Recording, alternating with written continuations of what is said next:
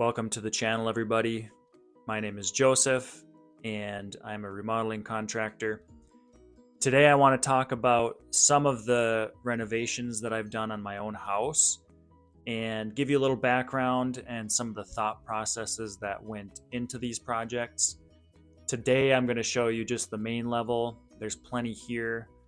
But first, before we get into all that, I want to talk a little bit about myself, just so you have some context of where I'm coming from, and then also a little bit about the house that I bought almost 5 years ago. So, as I said, I'm a remodeling contractor. I wasn't always a remodeling contractor. I was a teacher before that, high school and a little bit of middle school. I traveled quite a bit. I was in school a lot during my 20s and worked a lot of odd jobs here and there over the years, building up skills in remodeling, construction, landscaping, things like that, until eventually I decided, after teaching, to go back into construction and to start my own business. And I have to tell you, that was the best decision I've ever made, career-wise. So if you're thinking about something like that, I would encourage going into construction.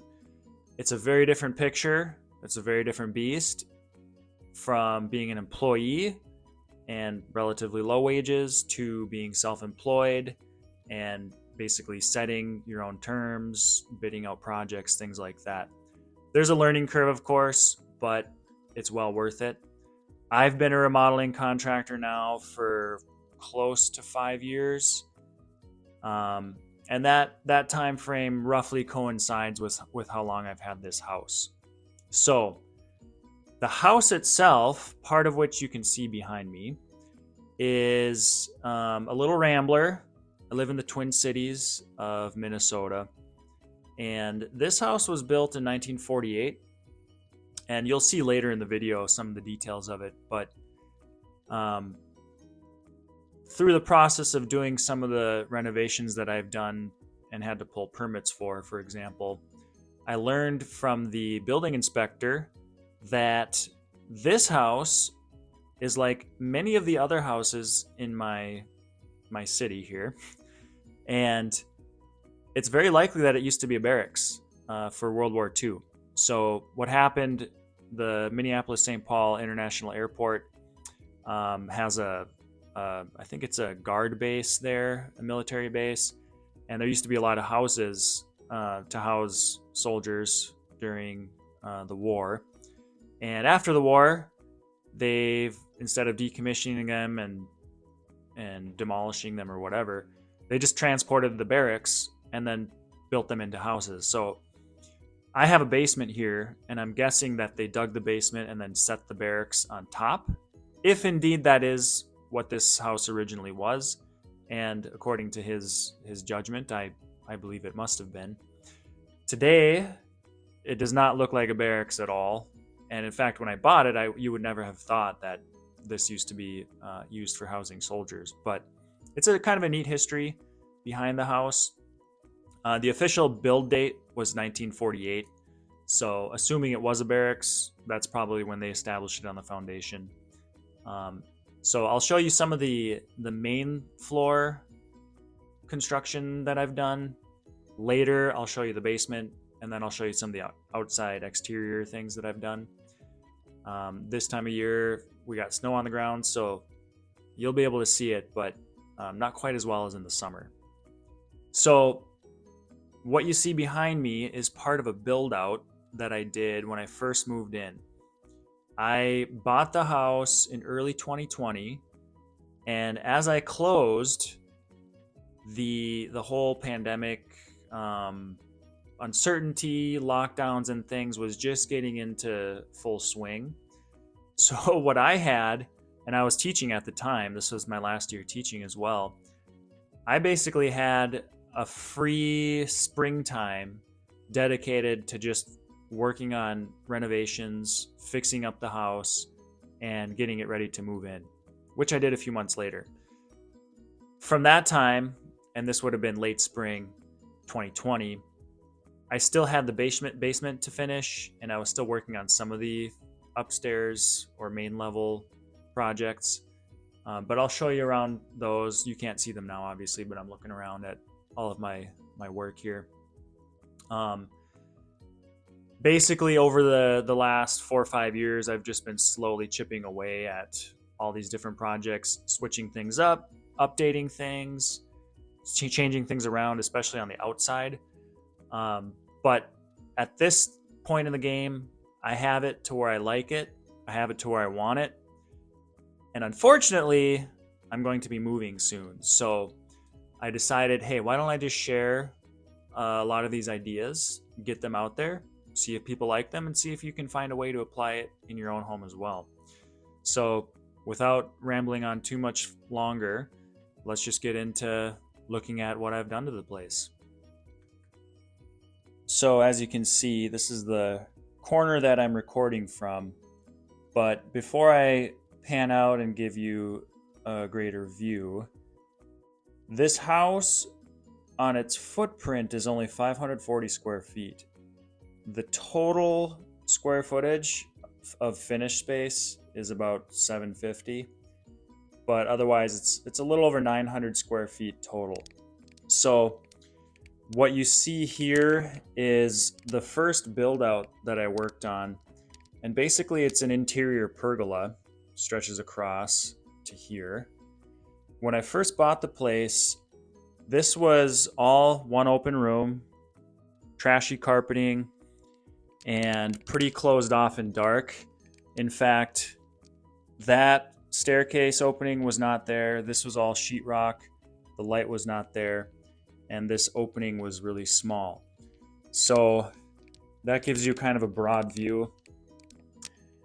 The whole idea here was to experiment with vertical space and to create a foyer that separated the entrance from the rest of the living room. Now, this is a full living room, and as you can see, in a 540 square foot house, it's not that much space. So I had to make do with trying to combine the dining area with some kind of seating for guests and the entrance.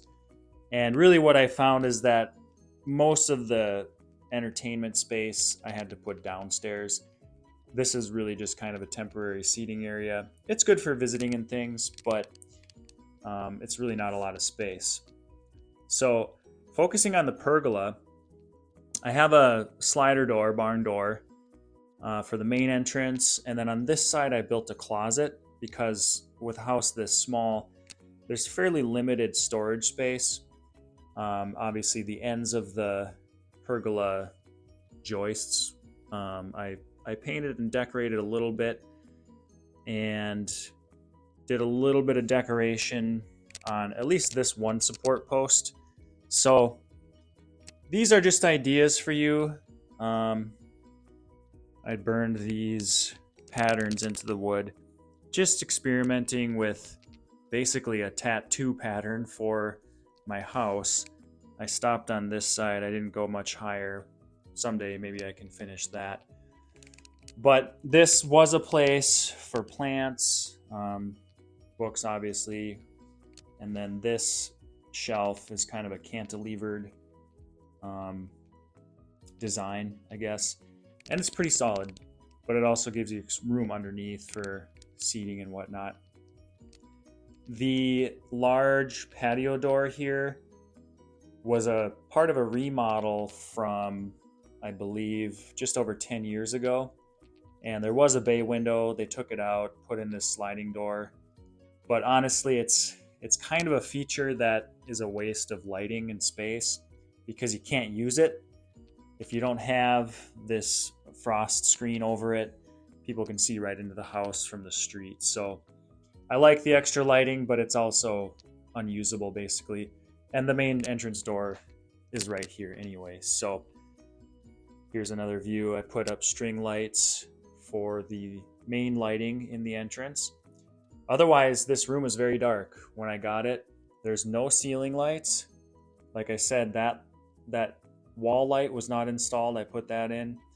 Otherwise, it was lamps and the switch that turns on power to the lamps. So the sliding barn door is an idea that you might want to consider for such a thing. The pergola, obviously, it's permeable. It doesn't fully close off the foyer or the entrance, and so there's a little compromise as far as it's not sealed off, but it does help with creating a separate space for shoes and at least keeping some of the cold and smell in the entry. Although I can't say there's really a smell. So this is a little shelf. I just kind of experimented with some ideas for hanging. Here's the door when it's fully shut. So you can see from this angle, there's still a fair amount of room. Definitely nicer to have hardwood floors compared to carpeting. The antlers are antlers I found in the woods and decided, hey, why not use it for decoration? You can hang a hat on it, or I have hung plants from it before. This wall for the closet is just old pallet wood. It's a mix of pine and primarily oak. I do have a few strips of cedar in it. And some of the wood is just scrap wood that I got from job sites as well. But part of the aspect of the pergola that I keep kind of pointing up to is the ability to hang stuff. So you can use this vertical space to hang things, hang decorations. This shelf actually used to be a swing that I held there, or that I supported there. And, well, it didn't get much use because you couldn't actually swing on it. So, but there are quite a bit of opportunities or ideas that you could use these for. So I'll open the door for this. So you can see it slides nice. And this will actually slide all the way across. I could combine it with this door, but really have no need to. Let's see what happens here. Beautiful. So obviously I don't need it to open all the way there. But on the inside, I have storage in here right now. It's a good mop closet. I have a little lantern in there and a painting on the wall. Painting on the wall is another idea that I think is underutilized in a lot of houses. It really adds a lot of character to a place. So I'd recommend, hey, if you got white space and you don't know what to do with it, put a little painting on there. I'm not going to show you the details of this, but it's basically a tree with two different sides. So a little bit of artistic expression that might be of interest to some of the more artsy people out there. One last detail on this pergola that might be worth mentioning. It's basically designed like a deck. So you have your ledger board and then joist hangers. And that's how I fastened these pergola beams. I don't really know what to call them. Joists. Let's call them joists. Fasten them to this main ledger board. When I installed that, it's the full length of the room, which I believe was close to 20 feet. And when I got it, it was soaked because it's a preservative treated wood, and it was unbelievably heavy. And I think I even put a dent in the ceiling somewhere trying to lift it. But I got that up, and that's kind of where you want to start with putting in your pergola feature if you decide to do that. Continuing on, the shade and window were all part of the original house. I had to get some custom furniture to fit in this place. Obviously, when I bought it, it didn't come with any furniture. So over the years, I've had to experiment with different ideas, what fits, how to best use the space. Obviously, you want kind of a nice, clear, open pathway, but you also want sufficient seating and table space for daily activities. This wall, this was my original pride and joy, apart from the pergola. What I had here, like I mentioned before, was just a straight, blank sheetrock wall. And this opening was about half as wide, about as far out as the fridge comes. There used to be a wall there. So this is where part of the permitting came in. I had to get a building permit to do structural renovations. I put a header up here, which you can see is now covered with shims that are functioning as kind of like cedar shakes, although it's all pine shims. And then I took out all the sheetrock, got my wiring in, added a switch for the light, and then used tongue and groove to finish this wall. I didn't treat anything with paint or primer, obviously, because I like the natural wood look. And you probably get the sense already that this is kind of a cabin feel, and that's really what I wanted to go with. I'm in the suburbs. It gets plain and sterile out here. That wood texture with the knots, this is knotty pine, adds a more rustic, natural feel to the space. And I think we're missing that in a lot of houses nowadays. So obviously you've seen the shake idea for trim. These are all individual shakes or individual shims. So, you know, each post, and I had to cut this wall out as well to make this opening. This is all on each side made of shims. So for the railing here, I had to cut out the floor because being an old house, the headspace for the stairs was really insufficient. So I was able to give myself probably a foot of linear space, and then that enabled me to have a more comfortable stairway walking down. But this railing feature was kind of a nice highlight. It opens up the back door to the front, so you get good lighting, and overall just makes the space feel much more open. The flooring here was all redone. I tiled the kitchen here, got a transition from the wood floor planking, but the cabinets are original, minus the one with the pots and pans. I built that one out of spare materials. The cabinets, the countertop, the appliances, except for the fridge, were all original. This vent hood I installed just a few months ago because ironically, with the size of the space, the cooking, now that I opened up everything more, sets off the smoke alarms. So I had to get some kind of ventilation in here to prevent that. So that's a new feature. The backsplash is new, at least the wooden feature below the hood. And then all that is original. Here's another side of the staircase that I opened up. It was sheetrock, and you can see just a little bit of creativity makes it feel unique, fun, different, rather than just those plain sterile sheetrock walls. Whatever color you make them, I still don't think it can beat the effect that wood and wood grain has. So next video we will look downstairs, but I want to show you a couple of the other bedrooms and the bathroom before we move on.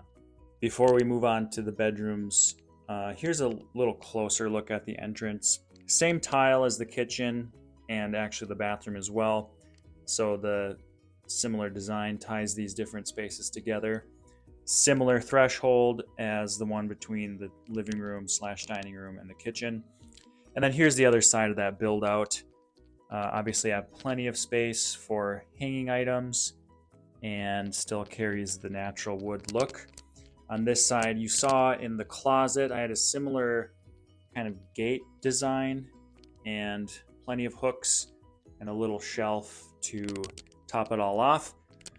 And then the string lights to lighten the entry, since the original house really had nothing.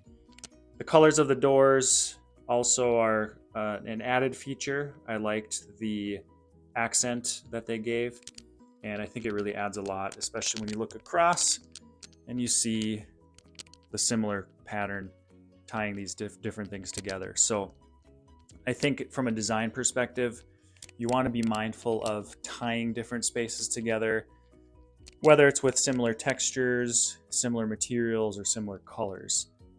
You don't want to get too eclectic because then it just feels like a jumble, feels random, it doesn't feel connected. So if you're going to do an accent, I would recommend carrying that accent into other spaces. And you'll see a couple things in the video for downstairs where I have that same color, which of course is the same color as the tips of the pergola joists. So these are some of the thoughts that kind of go behind the design and inform how I decided to execute. And since we're on that note of color and texture, the floor is a similar color to the walls, at least the wooden walls, and just a few accent darker doors and elements here and there, like the black for the hardware for the doors. It all kind of maintains a similar theme. So different things to consider. One thing that was always kind of a question was overdoing it and making it too busy or too eclectic, even if it was put together nicely. So that's a risk too. You don't want to get, I guess, too busy so that you get a headache looking at this stuff. But anyway, a lot of these hooks,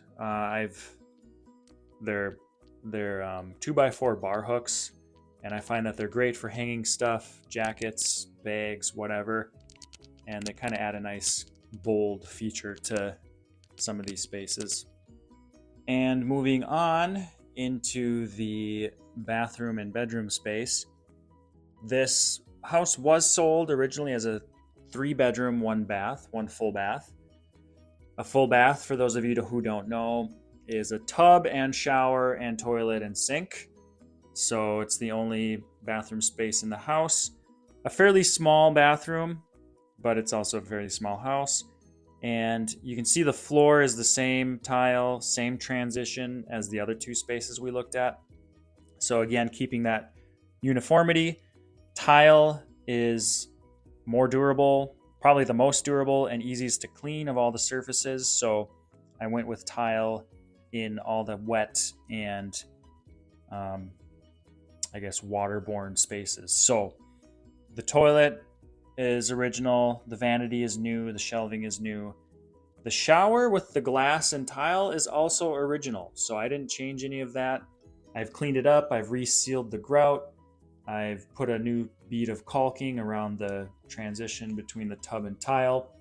But other than that, not much has changed in this bathroom, minus the paint job and the flooring and sink. So another idea, not much you can do with a small space like this. You really don't have a lot of options as far as shelving. Maybe you could put a cabinet here. Maybe you could always retile, but you couldn't put in another closet. You're limited on sink space. It used to be a pedestal sink. I switched it out to have a little more storage for the cabinet sink, for the vanity. And that's about all I could really do. So has a nice vent fan, which is a key feature for any bathroom in my opinion. So coming out of the bathroom, we enter this short little hallway and transition into the master bedroom, which, keep in mind again, it's a tiny house, so the master is not going to be very big. Originally I had a queen size bed and that just took up way too much space, so I reduced it, opened up a little more room, and now still have a very functional bedroom. Nice little closet there, and it's warm. It does the trick. Not something that you would find in a larger house, and in fact, because of the lack of storage, I have to have a chest of drawers there or some kind of cabinet to aid for clothes storage and things like that.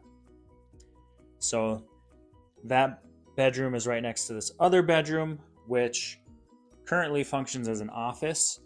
You could get a full-size bed or maybe a twin in here, but apart from that, there's just not a ton of space. So I got those black hooks again, the bar hooks, and they are very handy for any size of thing that you want to hang up. So again, the only thing that was renovated in here was the floor. Again, it was all carpeting, nasty old carpet, and then new walls. But the window, the shade, that's original. The shelf there, I added. But you can still do a lot in a little space like this. The popcorn ceiling is kind of a feature of a lot of these old houses. It's definitely gone out of style. I don't mind it. Some people hate it. But the problem with this stuff is oftentimes it's made out of asbestos. So you have to be really careful if you ever want to tackle scraping that off. Just check if there's asbestos first, because that'll get into your ductwork if you start scraping and you don't do it properly, and that'll cause major problems for you. So there are the 2 bedrooms, the little hall and the bathroom, all connected right here into the main space. So that is basically the first floor of this 540 square foot, at least 540 square foot foundation house. So I hope you enjoyed that little tour of the main level of this 540 square foot foundation house. Next time we'll look at the basement, as I mentioned, and before we close it up, I wanted to share a few thoughts about the renovation process. Some of this may or may not apply to you given your situation. For example, my house, I do not live in an HOA, a homeowners association, so most of the renovations I've done, nobody's going to have a problem with. And typically homeowners associations are worried more about the outside anyway. But even so, when you tackle projects like this, you do want to do it with knowledge and information, even if it's experimental. And I think you should do experimental things. For example, the pergola that I built for the inside, I've never seen anything like that. And so there's a little bit of a risk in, okay, are people going to think this is silly? Is it going to turn out good? Is it just a dumb idea? There's a risk in that sense. I think it turned out well. I've gotten good compliments on it, so I'm pretty confident in it. And even if and when I sell the house, somebody can always take it down, use it for firewood or something like that. But when it comes to other things like opening up the walls that I showed you, especially when there's support that needs to be reinforced, you need to check with your local building official to make sure you're doing it right, but to pull the proper permits as well, because you could run into problems structurally if you don't do it right, or even on resale and inspection, there might be some issues that could come back to bite you. So make sure you're being smart about the renovation process and pulling the permits that need to be pulled. The electrical stuff, I had to pull permits for that. Typically, as a homeowner, you can pull your own permits. That's often the case. If you want to pay a little extra and hire a contractor to do it, by all means, go ahead. Typically, you need to pull plumbing, if there's extensive plumbing, electrical, and building permits. Building permits are usually for the structural elements. So the other piece that I should mention about safety and permitting is, as I mentioned, the ceiling with popcorn ceiling, especially the old style. There's a risk that there's asbestos in it. Very bad for you. Do not go scraping that stuff, especially without proper protective equipment or sealing off the work area. But just get it tested to be sure, because you might find it does have asbestos and you just don't even want to touch it. Or you could always just put planking above it or over it and do like a shiplap or tongue and groove form for the ceiling as well. Lead paint is another thing. Any home designed or built before 1978 is likely going to have lead paint. So when you start banging into walls, whatever the case, you need to be very careful, especially if you have children. Anything that involves penetrations, so with your doors, windows, anything that's going to penetrate the exterior envelope, you're going to need a permit for that, and it's going to have to be done in a lead safe manner, because a lot of times the trim around windows has lead paint. So again, asbestos and lead, sometimes things you don't really think about, but just be careful, be wise, be smart about those types of older materials. And in any case, with dust, with fumes, just be safe and smart about it. I guess one more note that I thought maybe I should share is all of these renovations take time, and I don't like to live in a construction zone, so I try to do these either at once or in a way that I can manage it while keeping the living spaces going. So that's something to think about when you plan it out. I never go by a master plan. I never sat down and said, this is how I want it to look in the end. That's not how I do things. I add a piece and then I think, hey, I should add this, or hey, this would look good together with that. I think it's better to do it that way because until you have the finished product in front of you, like the pergola, you're not going to really know how other innovations or ideas fit into that. So I did the flooring first. That was a big part. Well, I should really say I did the pergola first, then the flooring. And then from there, I decided, hey, this type of stairway railing would look good. This type of shingle, cedar shake, trim pieces would look good. And so it all kind of ties in together.